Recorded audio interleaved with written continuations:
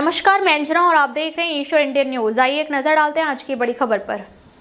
मैं यह निवेदन करना चाहती हूं कि हमारे क्षेत्र में कुछ महत्वपूर्ण समस्याएं उत्पन्न हो रही हैं, जिन पर तत्काल ध्यान देने की आवश्यकता है। क्षेत्र में बुनियादी सुविधाओं की कमी, सार्वजनिक व्यवस्था में अव्यवस्था तथा नागरिकों को हो रही असुविधा के संबंध में पहले भी मौखिक रूप से अवगत कराया गया था। लगातार 3 बार इस विषय में अनुरोध करने के बावजूद अभी तक कोई ठोस कार्रवाई नहीं की गई है। इससे आम जनता को काफी परेशानी का सामना करना पड़ रहा है। विशेष रूप से स्वच्छता, पानी की व्यवस्था और अन्य आवश्यक सेवाओं की स्थिति चिंताजनक है। अतः आपसे निवेदन है कि इस मामले को गंभीरता से लेते हुए जल्द से जल्द आवश्यक कदम उठाए जाएं और समस्या का स्थायी समाधान किया जाए। धन्यवाद।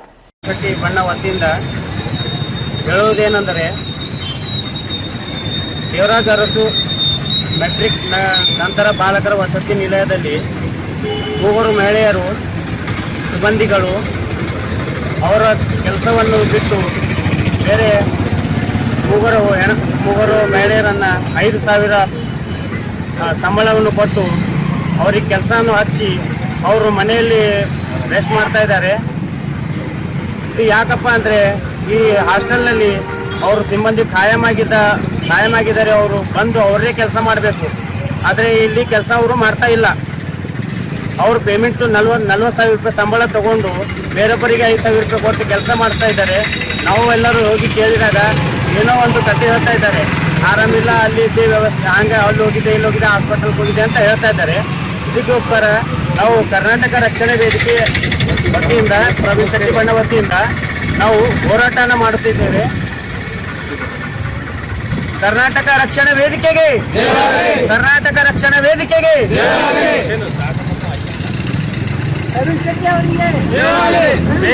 ನಿಭಾಯಿಸದೆ ಬೇರೊಬ್ಬರಿಗೆ ಹಚ್ಚಿ ವೇತನ ಪಡೆಯುತ್ತಿರುವ ಅಡಿಗೆ ಸಹಾಯಕಿಯರ ವಿರುದ್ಧ ಕ್ರಮ ಕೈಗೊಳ್ಳುವ ಕುರಿತು ಒತ್ತಾಯದ ಮನವಿ ಪತ್ರ। ಮಾನ್ಯರೇ, ಮೇಲ್ಕಂಡ ವಿಷಯಕ್ಕೆ ಸಂಬಂಧಿಸಿದಂತೆ ಕರ್ನಾಟಕ ಸರ್ಕಾರ ವೇದಿಕೆ ಪ್ರವೀಣ್ ಶೆಟ್ಟಿ ಬಣ್ಣ ತಾಲೂಕಾ ಸಮಿತಿ ಚಿಟಗುಂಪ ವತಿಯಿಂದ ನಮ್ಮ ಗಮನಕ್ಕೆ ತರಬಹುತ್ತಾ ಒತ್ತಾಯಿಸುತ್ತೇನೆ। ಚಿಟಗುಂಪ ಪಟ್ಟಣದಲ್ಲಿ ತಮ್ಮ ಇಲಾಖೆಯ ಅಧೀನದಲ್ಲಿ ನಡೆಯುತ್ತಿರುವ ಮೆಟ್ರಿಕ್ ನಂತರ ಬಾಲಕರ ವಸತಿ ನಿಲಯದಲ್ಲಿ ಶ್ರೀಮತಿ ರೋಸ್ಲಿನಾ ಮತ್ತು ಮಲ್ಲಮ್ಮ ಹಾಗೂ ನಂದಾಬಾಯಿ ಇವರುಗಳಿಗೆ ಸರ್ಕಾರ ವಹಿಸಿಕೊಂಡಿರುವ ತಮ್ಮ ಕರ್ತವ್ಯಗಳನ್ನು ಸುಮಾರು 3 ವರ್ಷಗಳಿಂದ ಪ್ರಾಮಾಣಿಕತೆ ನಿಷ್ಠೆಯಿಂದ ನಿಭಾಯಿಸದೆ ತಮ್ಮ ಸ್ಥಾನದಲ್ಲಿ ಬೇರೊಬ್ಬರಿಗೆ ಹಚ್ಚಿ ಪ್ರತಿ ತಿಂಗಳಿಗೆ 5,000 ರೂಪಾಯಿದಂತೆ ವೇತನ ಕೊಟ್ಟು ಸರ್ಕಾರದಿಂದ ಸಂಪೂರ್ಣ ವೇತನ ಪಡೆದುಕೊಂಡು ಮನೆಯಲ್ಲಿ ಹಾಯಾಗಿ ಆರಾಮಾಗಿ ಕಾಲ ಕಳೆಯುತ್ತಿದ್ದಾರೆ ಹಾಗೂ ಪ್ರತಿದಿನ ತಪ್ಪದೆ ವಸತಿ ನಿಲಯಕ್ಕೆ ಬಂದು ಹಾಜರಿ ಮಾತ್ರ ಹಾಕುತ್ತಾ ಬರುತ್ತಿದ್ದಾರೆ।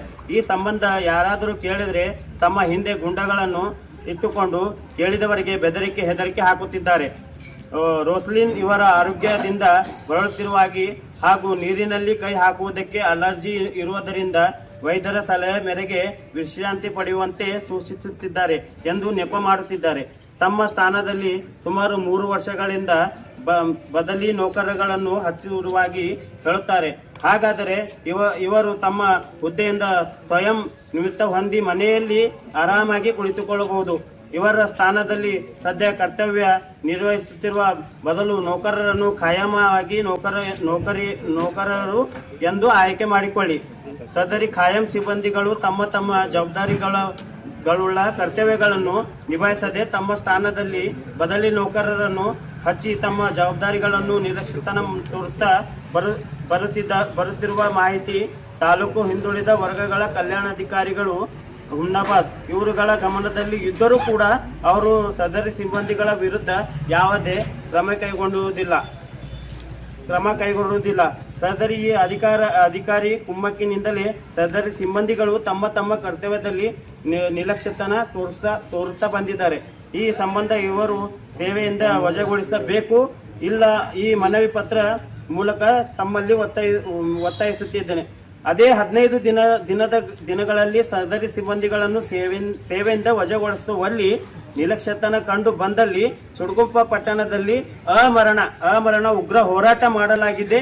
ಈ ಮೂಲಕ ತಮ್ಮಲ್ಲಿ ಗಮನಕ್ಕೆ ತರಿಸುತ್ತಿದ್ದೇನೆ। ಧನ್ಯವಾದಗಳು।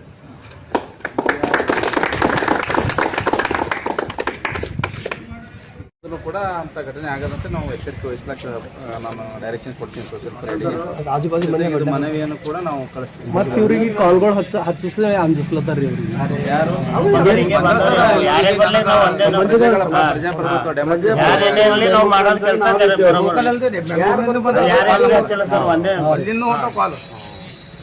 अब तक के लिए बस इतना ही, फिर मिलते हैं एक ऐसे ही बड़ी खबर के साथ। अब तक के लिए नमस्कार और देखते रहिए ईश्वर इंडियन न्यूज।